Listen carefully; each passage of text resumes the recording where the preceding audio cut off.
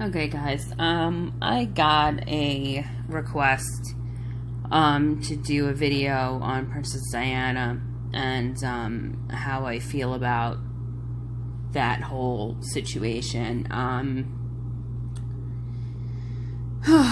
Boy. You know what I'm gonna say, people. What do I usually say?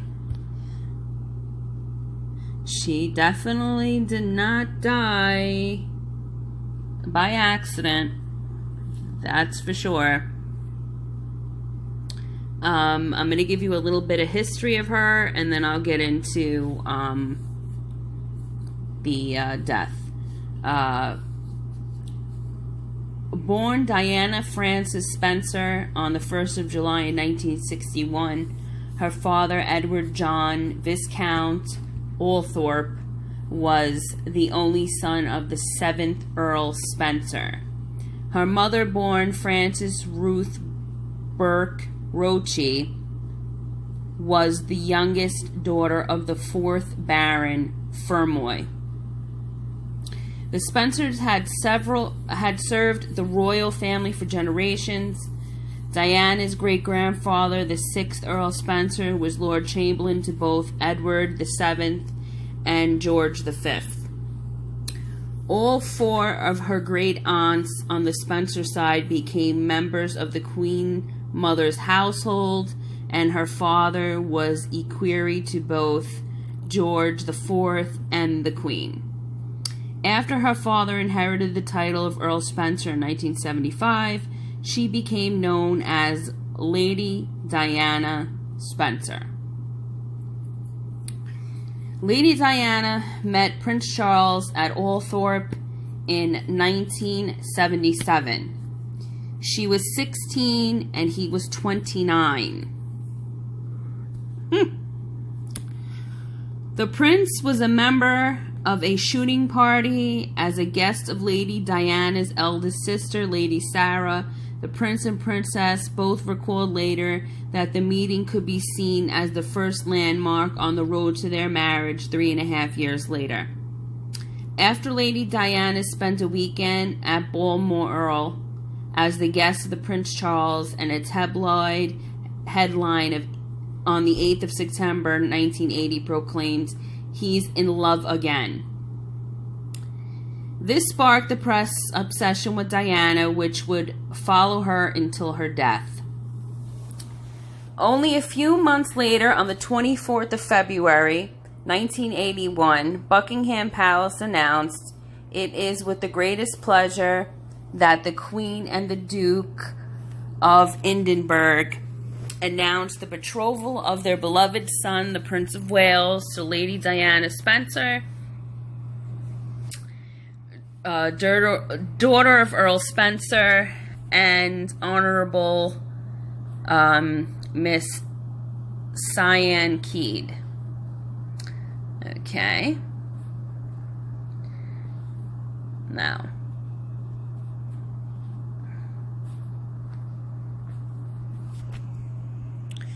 Charles and Diana married on July 29, 1981 at London's St. Paul's Cathedral, 3 weeks after her 20th birthday. The bride wore an Emmanuel design gown with a 20-foot train. Diana's nerves were clear to all. She mixed up the prince's names, calling him Philip, Charles, Arthur, George instead of Charles Philip.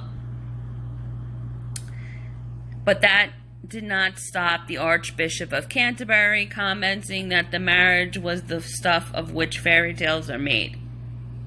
The wedding took place in front of a congregation of 2,500 and the largest worldwide television audience ever recorded at the time, some 750 million people. As the Princess of Wales, Diana undertook royal duties with Prince Charles on behalf of the Queen and represented her at functions around the world. Famous for her charity work, she was president of Barnardo's and London's Great Ormond Street Hospital, plus her patronages included the British Red Cross, Headway, the British Deaf Association, and Help the Aged, among others. The princess is also well known with her AIDS victims, children with leukemia, and the removal of landmines. One of the most enduring images of her was taken on a visit to Angola in 1997, where she was photographed walking through a minefield cleared by the Halo Trust charity. After the wedding, the royal couple took up residence in Kensington Palace and Highgrove House near Tetbury, and on the 5th of November 1981, they announced Diana was pregnant with their first child. Born June 21st, 1982, in a private Lingo wing of St. Mary's Hospital in Paddington, their first son and heir was named Prince William Arthur Philip Louis. William's children, George and Charlotte, who were born in 2013 and 2015, were both born in the same wing.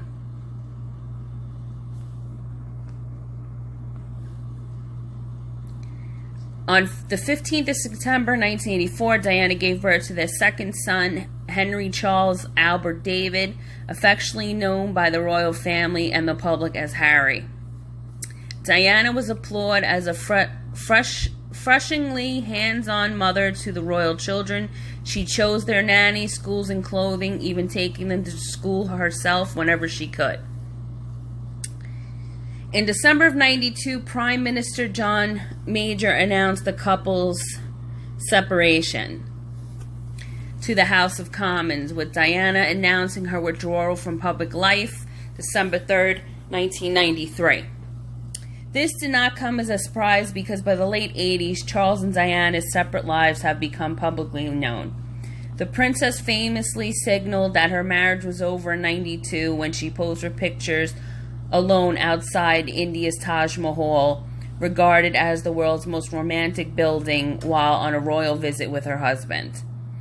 When she was asked by the media what she had thought of Taj Mahal, the princess said, "It was a healing experience, very healing." Asked what she meant, she replied, "Work it out for yourself." 2 years after the separation, in November of 1995, Diana took part in a famously open interview for BBC current affairs show Panorama. When asked about Prince Charles's affair with Camilla Parker Bowles,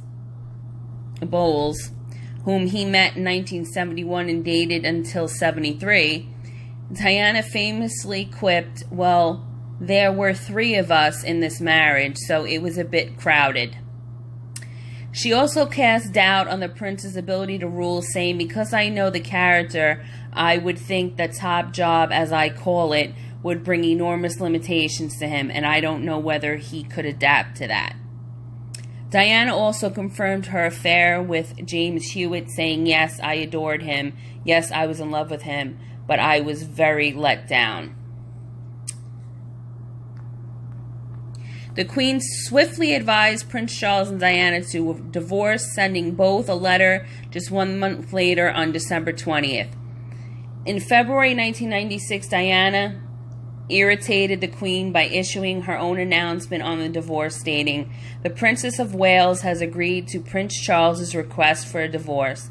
The Princess will continue to be involved in all decisions relating to the children, will remain at Kensington Palace with offices in St. James Palace. The Princess of Wales will retain the title and be known as Diana, Princess of Wales." The palace quickly contradicted the statement, saying, "We can only confirm that the Prince and Princess of Wales had a private meeting this afternoon at St. James Place. At the meeting, details of the divorce settlement and the princess's future role were not discussed. All the details on these matters, include titles, remain to be discussed and settled. This will take time." The couple officially divorced August 28, 1996. While Diana did keep her title, Diana, Princess of Wales, she lost her royal title, her Royal Highness title. Okay. And that's just Okay, let's see, what are we gonna... This is just basically saying how she died, and we all know that, so... But I'll read this anyway, and then I'll go into my own commentary. Princess Diana died following a horrific car crash in Paris on August 31st, 1997. The 36-year-old princess was being driven at high speed in a Mercedes S280 after she left the Ritz Hotel when the vehicle crashed into a pillar in a tunnel under the Alma Bridge at around midnight. Diana's, her then boyfriend Dodi Fayed, 41, the son of Egyptian billionaire Mohammed Al Fayed, the former owner of the Harrod department store, and driver Henry Paul, all died in the late night crash. Her bodyguard Trevor Rees Jones survived. But just to throw it in, he has complete amnesia and doesn't know what happened. Mr. Paul and Mr. Fayed died on the spot, while the princess died from her injuries in a nearby hospital a few hours later. Now, I want to say something here. The first responder was actually a doctor who was off duty and in opposite traffic. He got out to assist with the accident and didn't even know that it was Princess Diana. He says in an interview that she was 100% coherent. She barely had a mark on her, and he was assisting her, and she, I guess there was an internal injury of some kind. She ended up going into cardiac arrest. He brought her back, and by that time the ambulance came. So as soon as the ambulance came, she went into the ambulance, and they continued the resuscitation, and she was supposedly, according to the doctor, she was alive and doing well, and was supposed to be recovered without issue. Okay, it took 4 hours for her to get to a hospital when there was a hospital not even 3 miles away from the crash. So you put 2 and 2 together. What were they doing to her in the ambulance for 4 hours? I have no idea. But if a doctor is going to say that she was alive and doing well when she went into the ambulance, and then when she came out she was dead, I think that pretty much fucking tells you something. Investigators carried out by both French and British authorities concluded that Mr. Paul was responsible for the crash. He was drunk and on antidepressants when he lost control of the Mercedes as it sped through the tunnel that lies next to the river Seine while trying to shake off paparazzi. Number one, this car had a long history, okay? It was bought brand new by a man. He got into a really bad accident. It was stolen off the street. The person who stole it was a convict. This is really like something out of like the storybooks. Was a convict who broke out of jail and basically held the guy at knife point. Got into his Mercedes. Okay, drove it. I guess he was going to another country. Driving out of England, going into another country, he ends up losing control of the Mercedes. It fucking flips 6 times. He ends up dying, and the car ends up being totaled. And according to the owner, it was written off as totaled, meaning that they couldn't fix it. He was given them the full amount for the car, and supposedly the car was supposed to be going into the trash. Okay. They still can't quite understand how this car was from the junkyard, brought to an auto body shop, fixed. I don't know how fixed, but to the point where the hotel that Fayed's father owned used it as a limo for its guests. Okay. So the car that she died in had already been in a deadly accident years before. And Nobody knew about this. So it kind of says, basically trying to say that the car was cursed from the beginning, and anybody who drove that car knew that the car wasn't 100%. Sometimes the brakes wouldn't work. Sometimes this wouldn't work. Whatever. Okay? So that's the background on the car. They still don't know how that car got where it ended up. Okay? Back in another accident. They also say that before the car crashed, there was a flash of light, okay, in the tunnel, and then the crash. What came out of the tunnel was a white Fiat. Supposedly, from people standing there, they said it was a man who was semi-dark-skinned and had a dog in the car with him. They searched and searched and searched for this Fiat, supposedly never found it. Years later, they end up finding the Fiat with one of the paparazzi shot in the head in the front seat, trying to say that it was suicide because he felt guilty for what he caused, the accident with Princess Diana. After 6 months of extraordinary claims and counterclaims from more than 250 witnesses, in April 2008, an inquest jury at the Royal Courts of Justice in London returned verdicts of the unlawful killing for both Princess and her boyfriend Dodi, the equivalent of manslaughter in criminal court. They said that the paparazzi who pursued the princess's car and its driver, Mr. Paul, were both to blame for the crash because of their gross negligence. The jury also concluded that the couple may have lived if they had worn their seatbelts. Okay. Now, what's known about Princess Diana is that as soon as she got into a car, she put her seatbelt on. She was very, very, very anal, very OCD about this. Why she didn't put on her seatbelt that night, I couldn't tell you. I have no clue.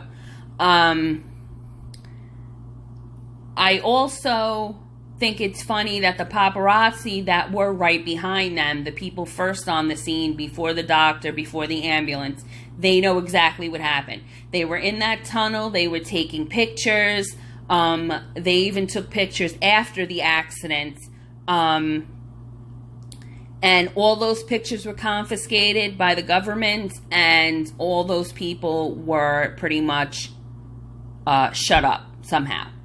I'm sure some of them are probably even dead right now at this point. But we never saw those pictures. Nothing. It was like they didn't even exist. Now we're on conspiracy theories around Diana's death continue to circulate for years after her death. Here are some of the most persistent, okay? Diana's death was ordered by her family. Some of most popular theories stem from the suggestion that Diana was pregnant with Dodi's child and the couple were about to get engaged. The story goes that the royal family could not bear the inevitable scandal, let alone the idea of Diana marrying a non-Christian. Therefore, one of the inevitable conclusions that has been drawn in that Diana's death was ordered by her own family. Now, I'm going to put my spin on this, okay? I think their plan was to kill Dodi Fayed, okay? And knowing that she always put her seatbelt on and she was always safe, I think that they thought it was a chance worth taking by killing him. I'm not feeling and I'm not getting the sense that they wanted her dead. I'm getting the sense that they were trying to get rid of him. But unfortunately, she was collateral damage in the accident. Then there was also that M16 was involved in her death. Richard Tomlinson was a former M16 agent who dismissed who was dismissed from the intelligence services and later served time in prison for breaching the Official Secrets Act of 1989. Tomlinson alleged the agents had been monitoring Diana and that her death mirrored plans he saw in 1992 for the assassination of the president of Serbia. An inquiry was launched, which eventually concluded that Tomlinson's claims were embellished, which was bullshit, okay? He got fired for telling the truth, okay, in 89. And the whole, the Official Secrets Act from 1989, there was really no reason for him to come out with this story. He was already a traitor. So, why would he want to continue down that path instead of clearing his name? Throughout the inquest, Mr. Fayed maintained that Diana and Dodi were murdered by M16 on the orders of the Duke of Edinburgh. Okay? Now, the mysterious white Fiat Uno, which I brought up before, analysis of the wreckage of the Mercedes showed that it had come into contact with a white Fiat Uno, leaving traces of paint on the Mercedes bodywork. Mr. Fayed alleged that the vehicle was used by the security services to block the road in front of the Mercedes, causing it to swerve and crash into the side of the tunnel. The vehicle was never found. Now remember, I told you it was found years and years later, and the owner was found supposedly shot in the head twice, and supposedly it was a suicide, but we all know it was probably murder. Okay, now, a lack of CCTV images. Mr. Fayed stated in 2003 that there were about 10 video cameras on the route taken by the Mercedes, including one on the entrance to the tunnel itself, but there are no recordings of any of these from that night in question. The Independent also stated in 2006 that there were more than 14 CCTV cameras at the Ponte del Llama underpass, but none recorded footage from that fatal collision. Now, don't we find this in a multitude of cases that when something's happening, the cameras are not working? It just so happens that those cameras in that particular area where something happens, they're not working. Okay? Now, we see this in a lot of different cases. And one coming up is Kanika Jenkins. And I'm going to get into that later on, in its own video. And the cameras are never working when they're supposed to be. Bull fucking shit. Okay? They have the fucking evidence. They have the videotape. But it proves that they were not in an accident. They were fucking murdered. And that is why we will never see, okay? So that footage. Now, here's a good one. Seatbelts were sabotaged. Remember, I told you that she was very OCD about putting on her seatbelt.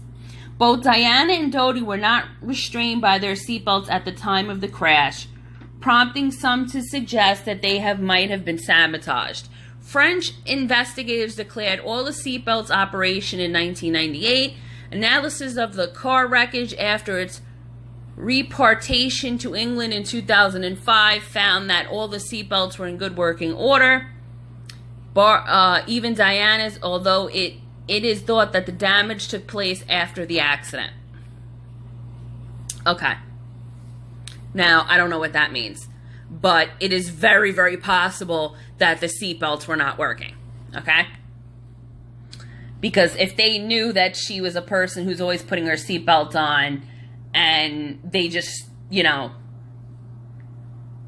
maybe she wasn't supposed to be sitting on that side. Maybe she was supposed to be sitting in a different part of the car. We don't know what their strategy was, and it's possible that they were just trying to kill Dodi and not her, type of thing. Henry Paul's involvement. The fact that he actually died in the accident would seem to provide fairly conclusive evidence that he was not behind the crash. But according to conspiracy theories, Mr. Paul was in the pay of the National Security Service. The main piece of evidence for this is supposedly the fact that he had a lot of cash on his person at the time of the car accident. Now, you know how some people are. They just walk around with a wad of cash. They don't need any kind of reason for doing that. So I don't know if that has any kind of, validity here.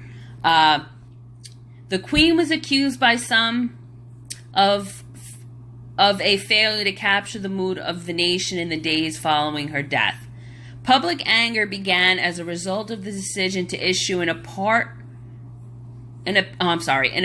business as usual message by taking Prince William and Harry to church at Balmoral a few hours after Prince Charles had broken the news to them about their mother's death. There were also accusations that the Queen remained in Scotland for too long and did not return quickly enough to London, which had become the focal point for public grief over Diana's death. Now, another really interesting thing is that, remember when I told you that it took the ambulance 4 hours to get to a hospital that was 3 miles away? Okay, well, when they got there, and she supposedly died in the ambulance, I believe she was injected with a lethal injection or something. And, they killed her in the ambulance, because the ambulance was pulled over on the side of the road for a good 30 to 40 minutes. I guess paparazzi that was following the ambulance saw that. I actually saw that the night of the accident when it was actually being broadcasted from Paris. I remember it vividly. I remember them passing and asking why the ambulance was pulled over to the side of the road. Many speculate why it was on the side of the road. I think they were just buying time because they had already killed her. And, what was the rush? So that was very suspect. It was very hot. Those next couple of days, they had to put her body in several air-conditioned rooms, put it on ice, all this and that. When a close friend of hers, her butler, I believe, went to claim the body, he said that it looked like she was just sleeping. She had, no horrible marks on her, no, horrible bruises or anything. It looked like she was just sleeping. So that comes back to my theory of them killing her either with a lethal injection or suffocating her or somehow getting rid of her in that ambulance. Okay? The nation outpouring of grief following Diana's death was unprecedented. And it was unprecedented all over the world. I remember sitting in front of my TV completely flabbergasted. How the fuck could this possibly happen? She should have been being watched. She should have been being protected. And it was the complete opposite. So I remember how it felt watching that. Diana was the first genuine royal celebrity, according to Andrew Marr, and her death shook the British in a way no other royal event in modern history has done. And I'm going to tell you why it shook. Because regardless whether she was still married to Charles or not, okay, she was still British royalty. And she should have been treated as such, which means she should have been in the utmost security at all times, regardless whether they were divorced or not divorced, okay? And she was not, okay? On the day of her death, Tony Blair, still fresh in his job as Prime Minister, addressed the nation from outside Street Mary Magdalene Church in Trimdon and his Sedgefield constituency. I don't know what that is. These big words, I'm not too good with them sometimes. She was the people's princess and how she will stay. How she will remain in our hearts and in our memories forever, Mr. Blair declared. Now, that's another thing the royal family couldn't stand, okay? Here she is. She's not married to Charles anymore, and everybody cared about Diana more than they gave a shit about the Queen and more than they gave a shit about, the prince. Nobody cared. Everybody was more involved with Princess Diana. That's because she was a genuinely caring person, okay, who spoke her mind even when she should have kept her mouth shut, okay, and they didn't like her for that. They didn't like her for that from the beginning, okay, so the Queen must have been excited and threw a fucking tea party when she found out that they were getting divorced, okay. The speech scribbled by Mr. Blair on the back of an envelope following discussions with Alistair Campbell, his director of communication, was watched by millions and featured in the film The Queen. In the days and weeks and months that followed, hundreds of thousands of mourners flocked to London to sign the book of condolence, to lay flowers outside Kensington Palace, which became a palace of pilgrimage. Okay? This affected a lot of people all over the world. It wasn't just the British people. I know for a fact, we all know that the American people were very affected by this tragedy, and affected by how poorly it was investigated, and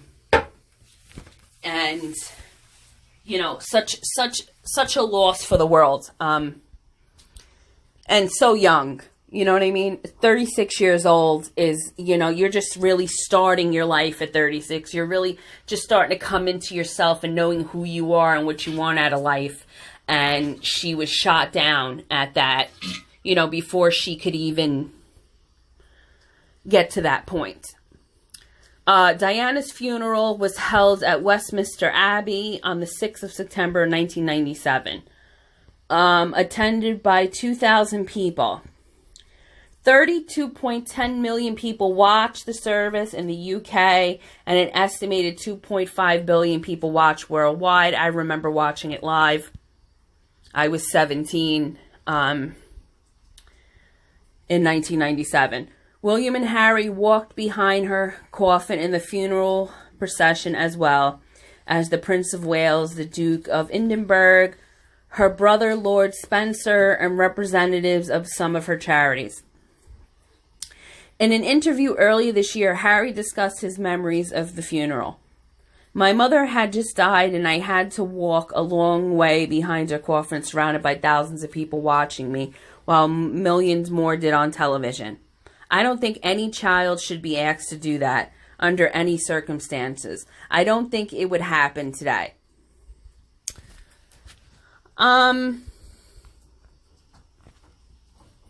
Why shouldn't he have walked behind his mother's coffin? That's a symbol of respect, okay? And basically walking in her shoes. So I don't know why he would say something like that. Elton John performed a rewritten version of The Candle in the Wind, which I remember vividly at the service as a tribute to Princess Diana. Her brother Lord Spencer spoke at the funeral, calling Diana a very British girl who transcended nationality. Someone who was a natural nobility, who was classless, and who proved in the last year that she needed no royal title to contribute to generate her particular brand of magic. Earlier this year, Prince Harry exclusively told the Daily Telegraph that he sought counseling after enduring 2 years of total chaos while still struggling in his late 20s to come to terms with the death of his mother. Which I still don't think they've come to terms with this. I think that they've been bombarded with so much other stuff that I don't even think they've had a second to sit down and really grieve. He told Barney Gordon that he had shut down all his emotions for almost 2 decades. Okay? This is, Princess Diana is buried on an island in the Althorpe estate, the Spencer family home in Northamptonshire. A private burial took place at the estate following her funeral. The estate is the main visitor attraction for those wanting to find out more. Diana, although there are many other memorials to her, including Diana, Princess of Wales Memorial Fountain in London's Hyde Park, the Diana, Princess of Wales Memorial Walk and 7 Mile Loop, taking visitors through 4 of London's parks: St. James Park, Green Park, Hyde Park, and Kensington Gardens. The Diana, Princess of Wales Memorial Playground is located next to the Princess Kensington Palace home and is tribute to her love of the innocence of children. I just, this is a very close to home type of tragedy for me. This affected me, such as the death of Michael Jackson, the death of Prince, the death of Marilyn Monroe, even though I wasn't alive, the death of Natalie Wood, the death of Junior Lissandro Guzman Feliz. These are people we don't know, but have been in our lives, if you were around, have been in your life since you can remember. It was kind of like growing up with one of your friends, but it's somebody that you've never met, but yet you still feel, connected to somehow. There was also, let's see what else I wrote down here. Numerous reports, investigation experts have all agreed with the official accounts of events that Diana had been in a car accident driven by a man who was drunk, and that failing as well as other institutional ones allowed this tragedy to happen. Now, I'm on antidepressants and I've drank before. I know you're not supposed to, but don't judge me. I was still able to operate a vehicle without an issue. Okay. We see the driver in video before the crash. He's walking completely straight. He's talking perfectly fine. He kneels down to tie his shoe. He doesn't stumble. Okay. So I'm trying to figure out where the he was drunk thing came from. Okay. People believe that something more secretive and intentional might have happened that night. The conspiracy theories take up a number of other forms, but all claim to the point the same fundamental belief that someone wanted to kill Diana and they helped orchestrate that night's fatal crash. I 100% agree. Okay. Now, what pisses me off the most is the fact that Prince Charles went on with his life, dated who he wanted, wasn't told who to date, who not to date. She ends up falling in love with Dodi Fayed, who just happens to be an Egyptian Muslim. So fucking what?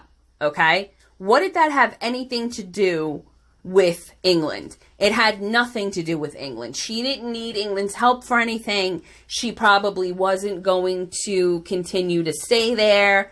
Who knows what they were planning? So for them to say that they killed her because they didn't want a Muslim with an ex-princess of Britain is disgusting, okay?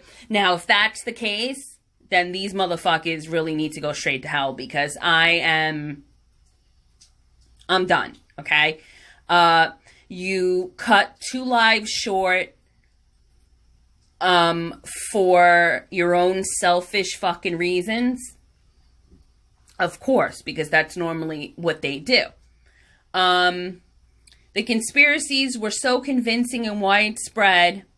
The Daily Express and Egyptian businessman Mohammed Al-Fayed the Met Police were forced to launch an operation and inquiry to establish whether there was truth to these theories. It lasted years, cost millions, and found that the theories were entirely without foundation, and all happened that night was incredibly unfortunate accident. Now that's fucking bullshit right there. Okay?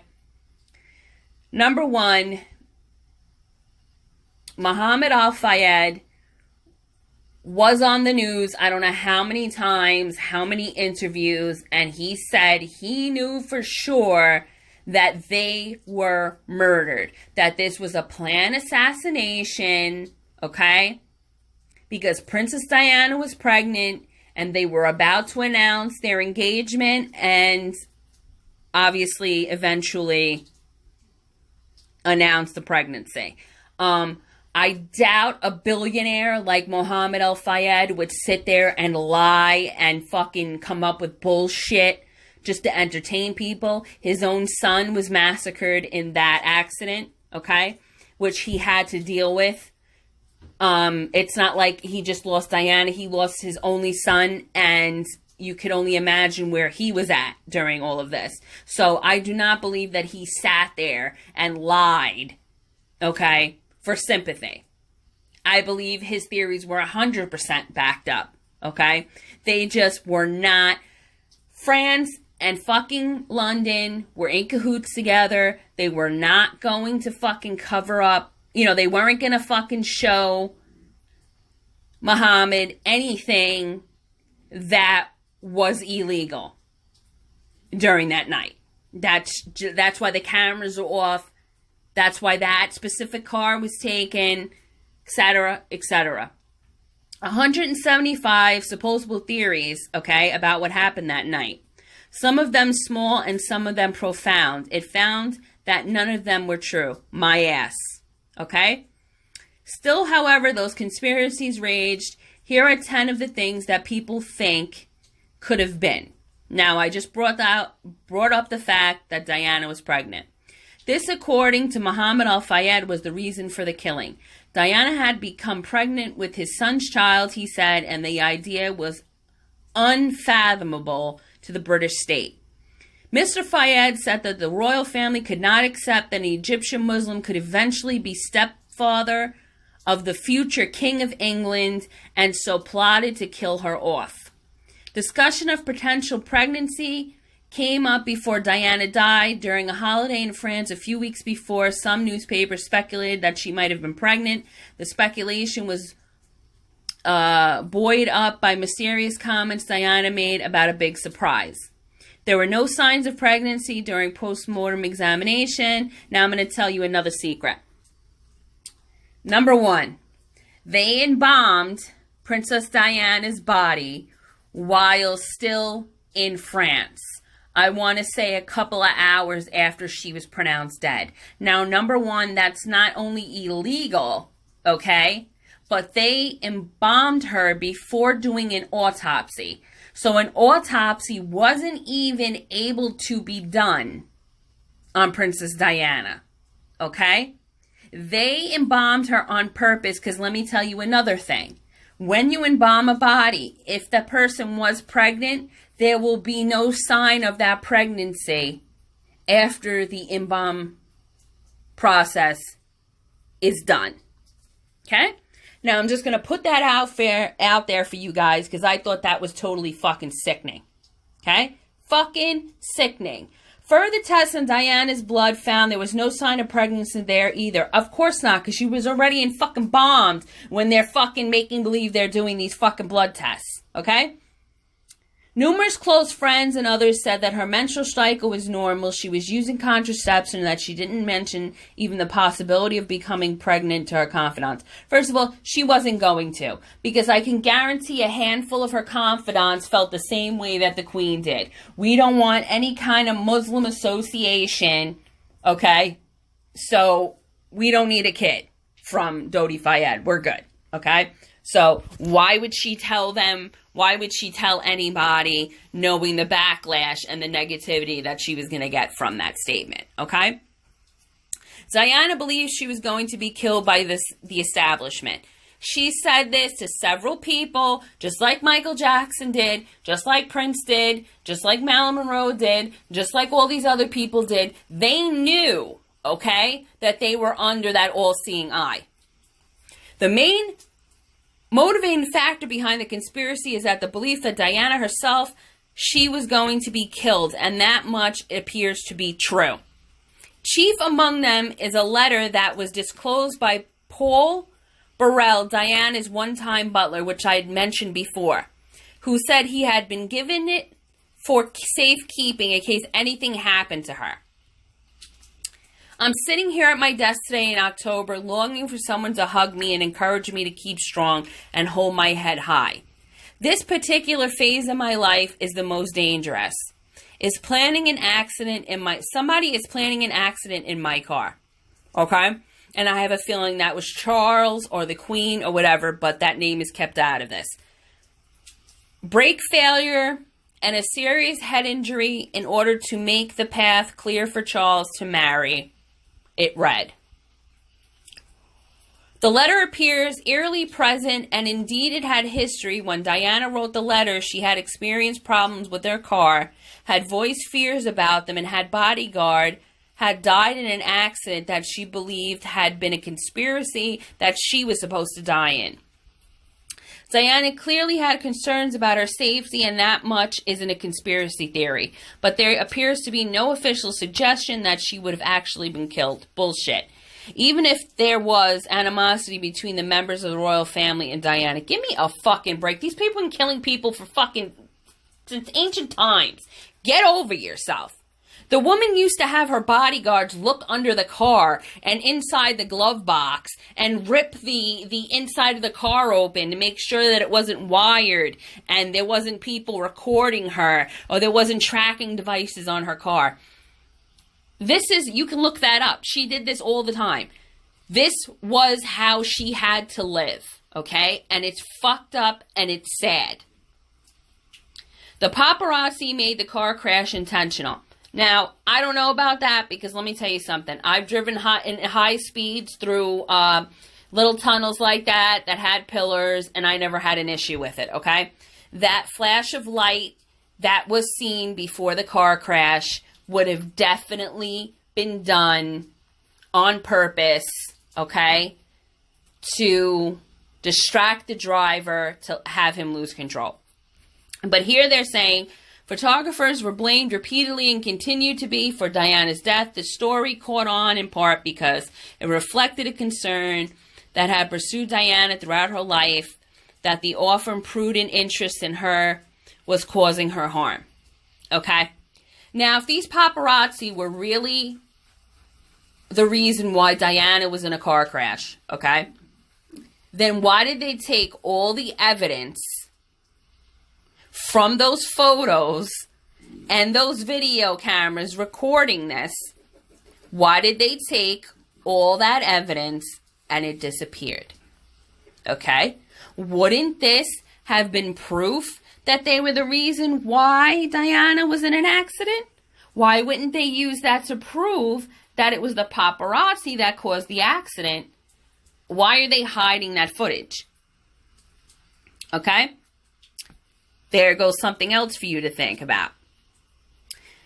The second argues that the members of the paparazzi encourage an environment where a crash could happen. The third suggests that the paparazzi accidentally created a situation that the conspirators exploited to kill the people in the car.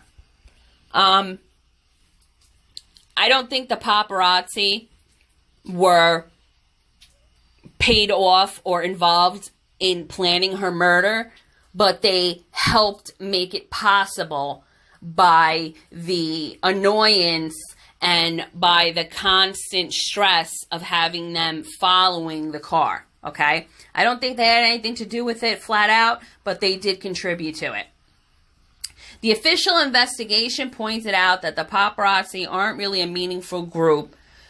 Though they do the same job, they generally compete with each other for the best photo. Many of them work for different companies and do entirely different jobs, with some working as professional journalism. Now, another thing that happened before Diana and Dodi got into the Mercedes is Dodi came up with a plan that instead of leaving from the front of the hotel, they would leave from the back of the hotel where there would be less paparazzi, less people, and then they would be able to leave without an issue. They were supposed to stay at that hotel that night, but for some reason, Dodi wanted to go to his apartment in Paris, I guess spend a personal evening with Diana. He didn't want to do it in the hotel for whatever reasons. I don't know, privacy, what have you.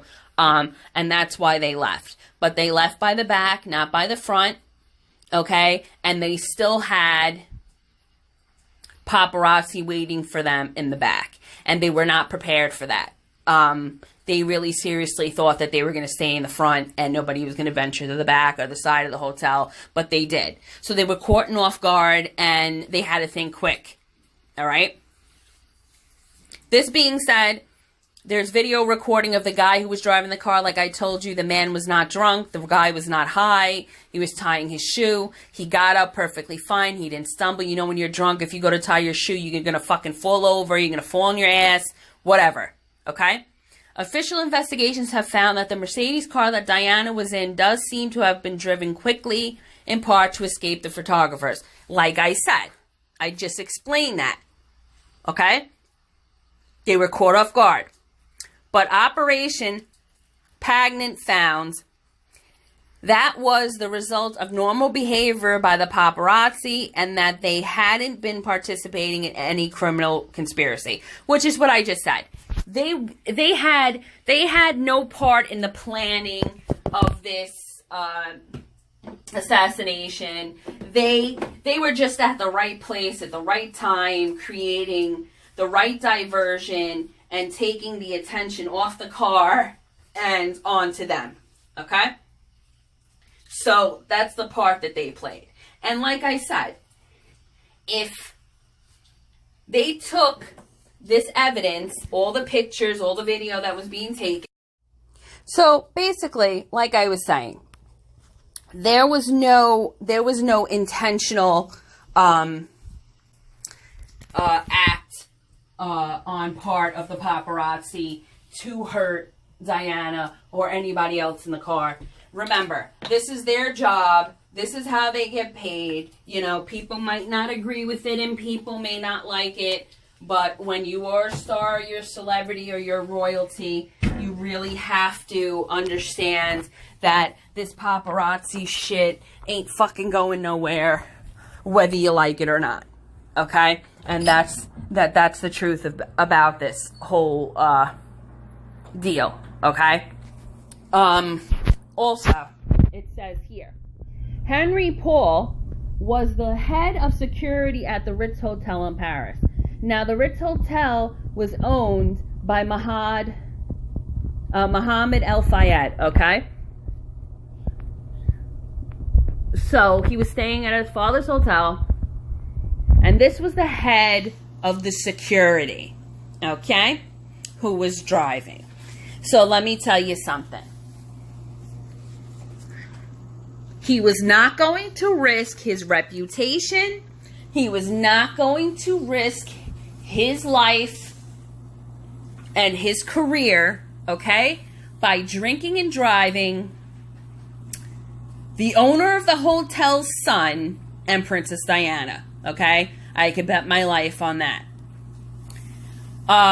Some theorists believe that he was in the pay of at least one organization, the Secret Services in France or UK or both. You know what? It's possible. I'm not going to put anything past anybody, but I really fucking highly doubt it, because if he was head of security, he had all sorts of background checks. I'm sure they continued to keep checking on him to make sure that he was suitable to be the head of security for that type of hotel, okay? People doubted the official cause of events.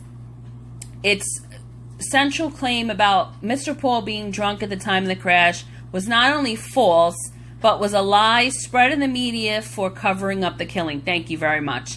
And that was done in part by swapping his body with another person so that the toxicology reports would be appear that he was drunk. They didn't switch the bodies, but they did take a blood sample from somebody who was under the influence and used that, okay, instead of Mr. Paul's real blood, proving in the toxicology reports that this man was unbelievably drunk while driving. And beliefs about him being in the pay of security services come from the fact that he appeared to have more money than would be expected, and that some security officers have suggested that they might have had French source inside the hotel. Anything is possible, people, okay? He might have also been carrying money that wasn't his, okay? He could have been told by Diana or Dodi, here, hold this for me, whatever. You know, I've asked friends to hold stuff for me before, and, you know, of course they trusted him with their lives, so what's a wad of money? You know what I mean? So that doesn't prove anything to me. There's no further evidence to suggest that either of those things contributed to the crash in any way. Numerous tests showed that Mr. Paul's blood had alcohol in it, which I already told you wasn't his blood. Through there were mistakes made with the tests, and repeated checks of those have certified that Mr. Paul had indeed been drinking. Yeah, he probably had a fucking glass of wine with dinner. That's not drinking, okay? There's a difference between drinking and being drunk, okay? So, fuck out of here with that. There was something wrong with the Mercedes that Diana was traveling in. Now, remember, I brought this up before, the story of this car, okay? That it was robbed, it was stolen, it was trying to drive toward the British border, and it flipped over, and the person who was driving was a convict that had just ran out of jail, okay? And he died in the car. The car was completely totaled, and the car was supposedly demolished, okay? So how this car ended up in the Ritz Hilton Hotel is beyond me. Central to the conspiracy, then the car that carried Diana and would eventually kill her. Conspiracy theorists claim that its route was blocked, it was driving at an unusual speed, or that it had been tampered with in the car. You know what? 100% possible. This car was in a fucking tragic accident. After a car is completely totaled like that, I don't even know how they put that car back together. Okay? I don't even know how that car survived being fixed. And if it was fixed, once a car is destroyed to the point that this car was destroyed, okay, because they did a reenactment of the same car flipping 6 times and what kind of damage it would have had, and you know, would it have been fixable, would it have not been fixable? And the person who was doing this simulation is an expert on Mercedes-Benz cars, and the person who was in the car was a stunt devil. So, him knowing Mercedes better than probably anybody else in the world, he was the one that said the car was beyond being fixed. And if it was fixed, there's no way that every piece was replaced and reassembled properly. Okay? He doesn't even know how that car got into a used car dealership, a luxury used car dealership, after the condition that it was in. And once you run a VIN number in any country, it's going to give you the history of the car. It's going to give you the history of accidents. How this wasn't found before, I can't tell you, okay? Was it not found for a reason? Did they save that car particularly maybe to kill somebody eventually? It's possible. I don't fucking know, okay? According to them, everything in the car appeared to be in order. People reported seeing different speeds. The car was certainly driving fast that night, but there was nothing unusual about the way it was driving. Okay, now, there was a documentary where the hotel staff, the, what do you call them? Shit. The drivers,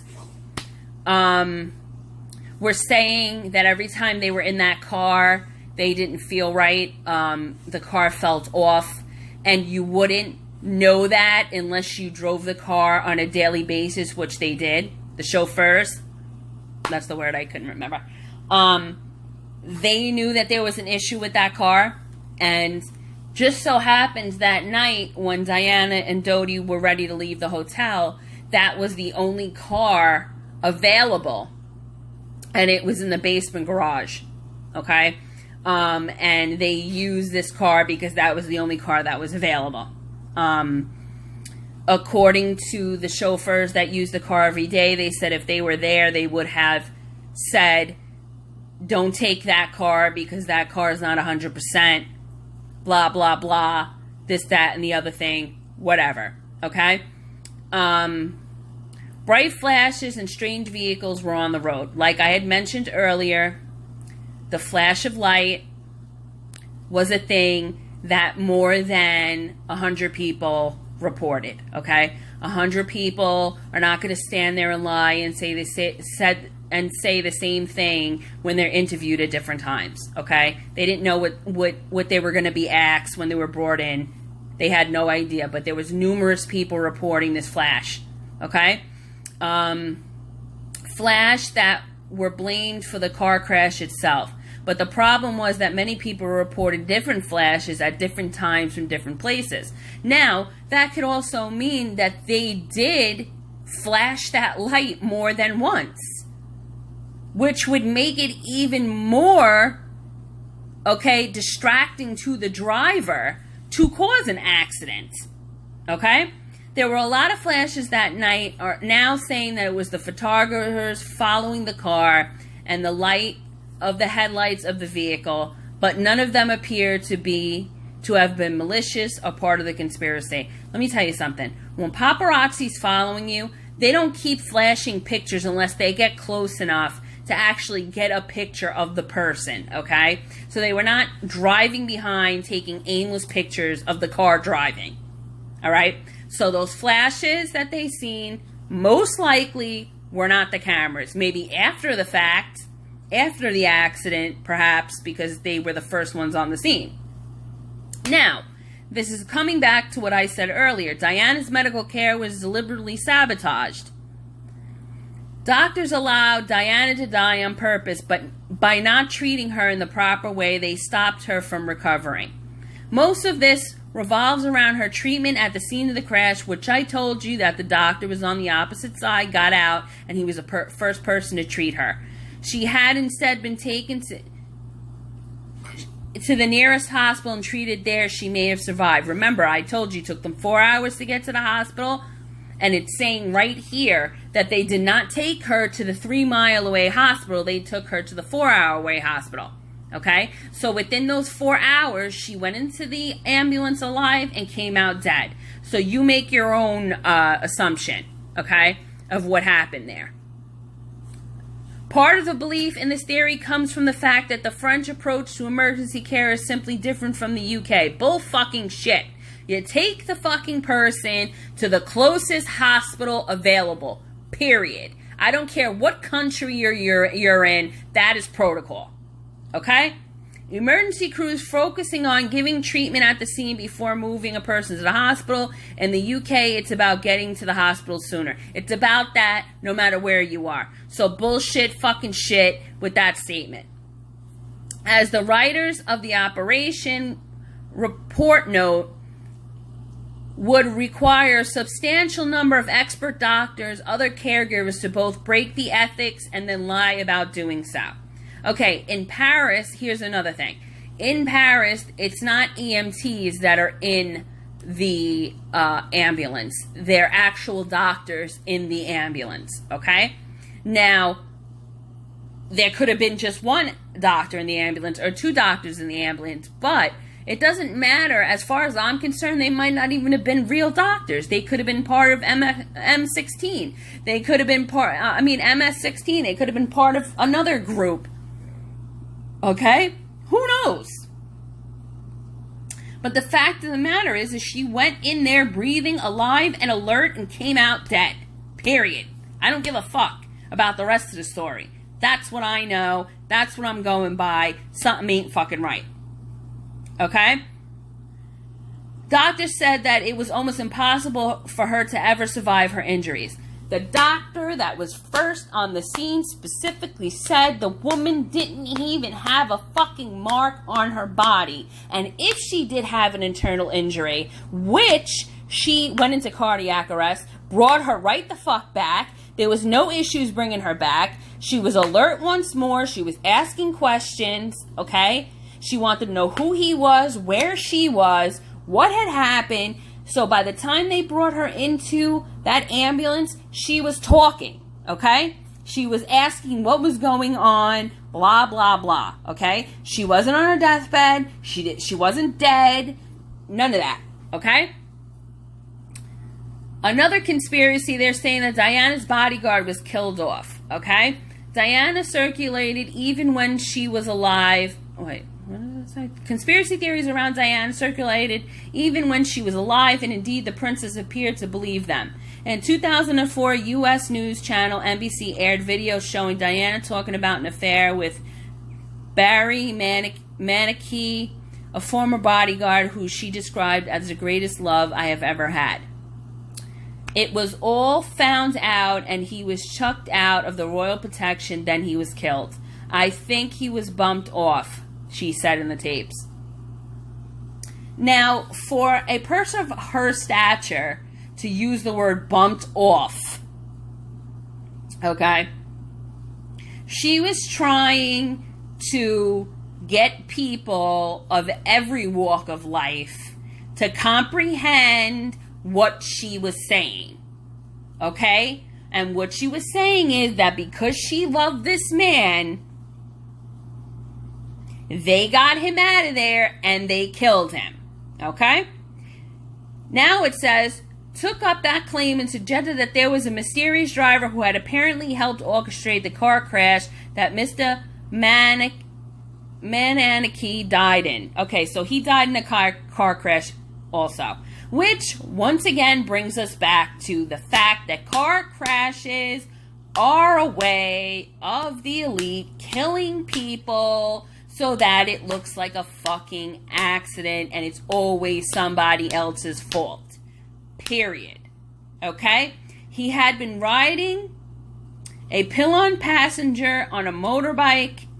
The bike crashed into another car that was coming out of a junction intentionally, according to some. So they orchestrated this, okay, for him to drop dead so that she wouldn't be happy. 100% believe it. Cons rubble on and became a part of the same set of beliefs that animate theories about what really happened to Diana, okay? The Independent found after an investigation published weeks ago that the truth was just tragic, but entirely accidental. My asshole is accidental, okay? Me spilling a cup of juice is accidental, okay? Me tripping down a flight of stairs, that's accidental, okay? This scene, people, is not accidental, okay? The driver of the car had actually stopped immediately and then agreed to help out with the investigation, including giving a statement, okay? That was about her first love that died in the car crash, okay? Let's get to some more. Okay, let's see.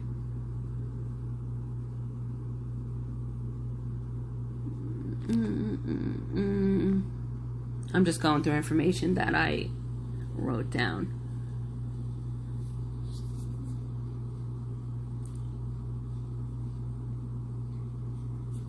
One common theory also among people that Diana and Fayed's public courtship cost them their life.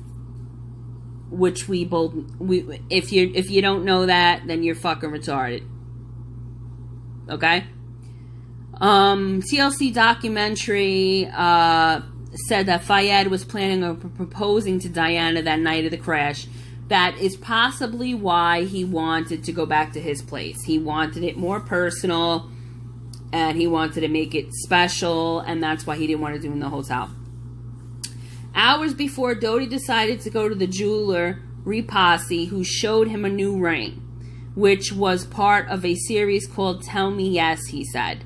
He didn't buy one of the rings, but he did order a ring for Diana, and that was delivered to the Imperial Suite at the Ritz Hotel.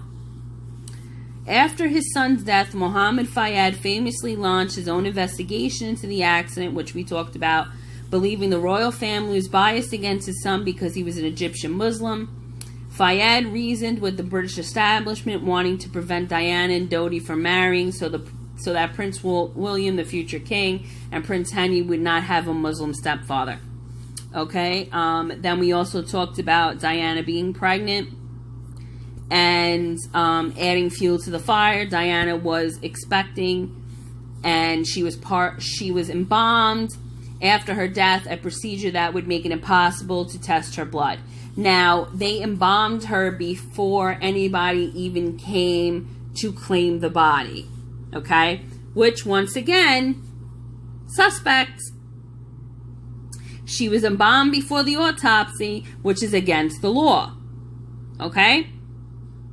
We couldn't prove she was pregnant, and not because she was embalmed, so that's incredibly ghoulish, suspicious to order an embalming, especially in such a high-profile death. Now, number one, being who she was, they definitely had to do an autopsy on her body, okay? Which they were not going to do in Paris. Obviously, they were going to fly her body back to Britain and do it there, which they could not do because Dick, whoever did it on purpose, okay? The British police investigations and conspiracy theories behind Diana's death ran tests on Diana's blood in the wrecked Mercedes. And what? Okay, they're also lying that they did blood tests in the Mercedes. No, they did not. First of all, they had to get her out of there as soon as possible and get her into the ambulance. They were not taking her fucking blood. Okay? There were no time. No time for that. Okay? Tests shown that it's possible to detect pregnancy hormone in very old blood tests. The blood stain from the carpet was tested and no HCG was detected, meaning she wasn't pregnant. That's bullshit. It probably wasn't even her blood that they were testing. If there's blood all over a car, how do you fucking know whose blood is whose? Like, shut the fuck up. Henry Paul plotted the murder. Now, we spoke about him. As for which parties plotted the assassination of Diana and Dodi, conspiracy theories' favorite subset includes the couple's driver, Henry Paul. Okay, like we said, he wasn't just a driver, he was a security manager at the Ritz Hotel, which is owned by Fayed, and had been in the family employ for a decade. As theory goes, Paul was paid by M16 to assassinate Diana, and Fayed, former M16 officer Richard Tomlinson, famously arrested that he had seen Paul's file and confirmed that he was informant. Very possible. Not saying it's not saying it is, okay? I don't have that much evidence pointing toward Henry Paul because he died in the accident too. If your mission is to kill these two people, all right, you would try to do it in a way that wasn't going to affect your life. I mean, that's just thinking like a fucking person. You understand what I'm saying? Then it says, Tomlinson told reporters at the time, it's been well established that he went missing for 2 or 3 hours that the night of his death. So fucking what? Was this man not allowed to take a break or maybe go take a shit or shower or eat something? Come on. That doesn't mean shit. That doesn't prove nothing to me. Despite the fact that Paul made just $35,000 a year, he had nearly $250,000 in his bank account at the time of his death. Okay, so you're trying to tell me that people are not allowed to save money over the years? They don't know how long it took him to put $250,000 in his bank account. That could have been yearly bonuses put into that account, which added that up. It doesn't say if it was put in a day or if that shit's been in there for who knows amount of time. Okay? But then they're using that by saying that this was the money from the M16 for doing his part. What would it have mattered, okay, to pay him this money if the dude had to kill himself in order to kill them? Fuck out of here. Once again, wake up, people. Okay? I think it's funny, and it makes me laugh because people actually believe this shit. Okay? The white Fiat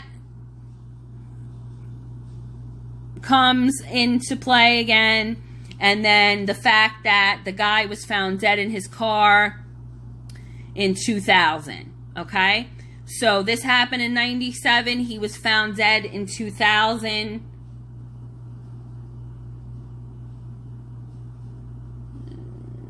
97 to 98, 98 to 99. So 3 years later, this dude decides to commit suicide. Do I believe that? Nah. Claim he was killed for the part they believe he played in the alleged assassination of Diana and Dodi. So number one, I don't believe he committed suicide. I think either the Fayed family hunted this dude down and killed him, okay? Or somebody else killed him, knowing that he was part of the murder conspiracy, okay?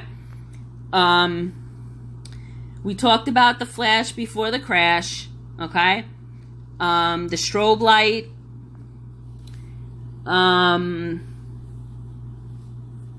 which, so if it was a strobe light, that's why there would have been a few flashes of light instead of one specific flash.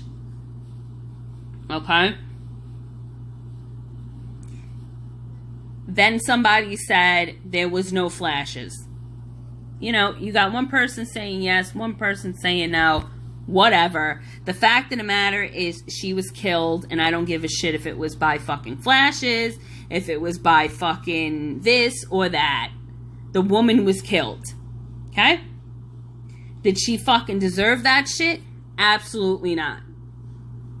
Okay? And like I've said with a lot of other celebrities, okay? What do I always say? They always have the same MO. Okay? And that's the car crashes, the drug overdoses, okay? The drownings, the suicide. It's all there to plainly see, okay? And this is not me trying to brainwash people. This is me saying all you have to do is open your eyes and you will see what is real and what is not. Some things are a little harder to see than others, okay? And I'm not going to deny that. But some things just need a little bit more attention and you'll get it, okay? Once you start once you start listening to these videos that I'm making and you start seeing a pattern, okay? It's going to be easier for you to pick up on things in the media and point them out as bullshit, okay? And that is the only reason why I think it's important for me to do these videos, because I want you guys to be able to see this for yourself and recognize this for yourself, okay? Without having any help. Because once you get to the point where you can see this stuff, without somebody else pointing it out to you, you're going to see life in a totally new light. Things are going to be, okay, totally different for you. Those magic glasses are going to go on, and you're going to be like, holy fucking shit, I can't even believe that I fell for that. Or holy fucking shit, I can't believe, okay, that I believed this shit to begin with. Because that's what starts happening, people. And you can't blame yourself, because I was once, I call it my dark years. There was a point in my life that I was just like everybody else. Didn't want to know shit, just wanted to live my normal ass life. And, you know, unfortunately, I was pushed spiritually to not be able to do that anymore, okay? Hence where I am now. So, that's why I'm doing these things for you guys, and I'm really trying to show you, in a non-pressurous way, so that you're not feeling like you're being brainwashed or talked into believing it, you know, believing something.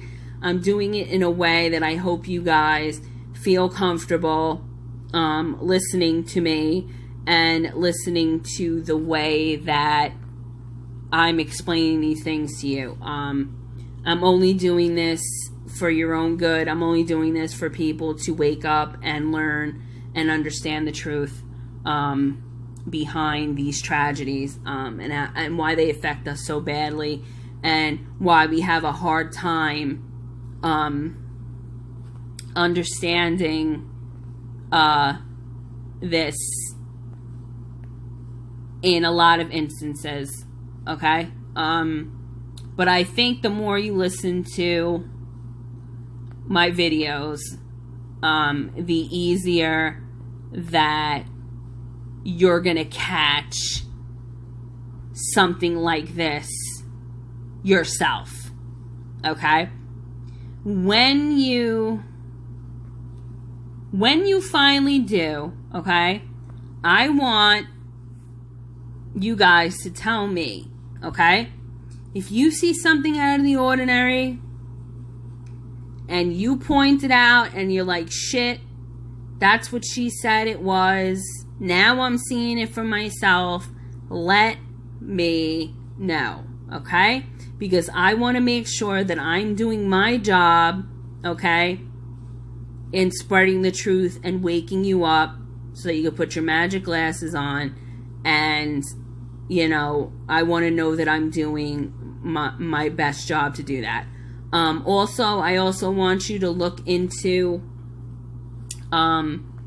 how Kate Middleton is wearing a lot of the same patterns that Princess Diana wore, down to the same color. I find very interesting. I'm not sure what they're trying to do by having her dress like Diana.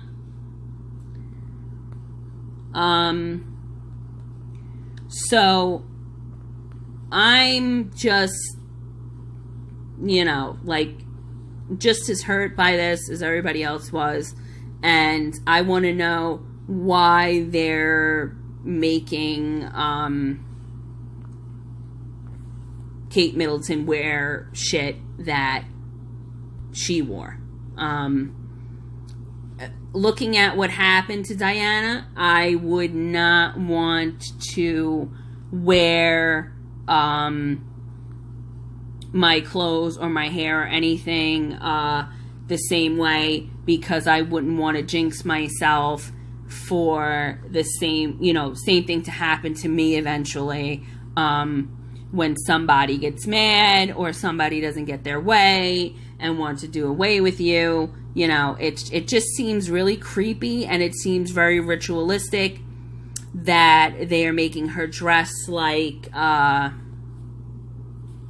like Princess Diana, I'm actually going to see if I can find a picture real quick, because I want to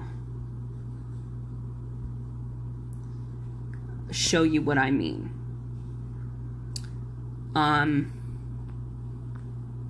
Okay, there are some pictures here that I could include so you guys can see what I'm talking about. It doesn't necessarily have to be the exact same thing, but eerily similar. Okay? And that is a little creepy to me because, like I said, when they do this weird shit, it makes me think that they are up to something, and we know by now that whatever these people are usually up to, it is not good. Okay? There is no good coming from this shit. So, I don't know what they're planning, okay? I don't know what the reason for this is, why they would be comparing her to Diana. Are they saying that they're going to bump her off eventually? Is that their subtle way of showing people who have the magic glasses on that this is their plan for her? I have no fucking clue, okay? I'm guessing on this right now because I think it's a little weird. And when I first saw her dressing like Diana, it just gave me a really fucking weird vibe. And I felt as though, like, that is definitely symbolism for something. What? I don't know, but I'm sure we'll find out eventually. Like we always do. I know this video is a little long, but there's a lot of information I had to include in this. My summary of this is, yes, she was murdered, okay? And since the car crash didn't kill her, they had to kill her by other means. And what's the easiest way to kill somebody with nobody seeing you? Would be in a fucking ambulance, because people think ambulances are helping people, not hurting people. So that would have been a perfect time to do whatever it is that they did. I guess they were planning on her dying, but she didn't, and they had to finish her off. And it's sad, but you know what? That's where all evidence is pointing, and I go where the evidence is pointing, okay? Not where the media is pointing. Okay, guys? So I hope you enjoyed this video. I hope this clarified some things for you. Like I always say, if you have any questions, please feel free to ask. If I find out anything else, if I dig up anything else, after I do these videos, I usually, once in a while go back and see if there's anything else that I missed or any updating information. And I'll give it to you if I do find it. But I hope you guys have a great Friday and enjoy your weekend. And I'm out of here. Okay, guys. I got a request to do a video on Princess Diana and how I feel about that whole situation. Boy. You know what I'm gonna say, people. What do I usually say? She definitely did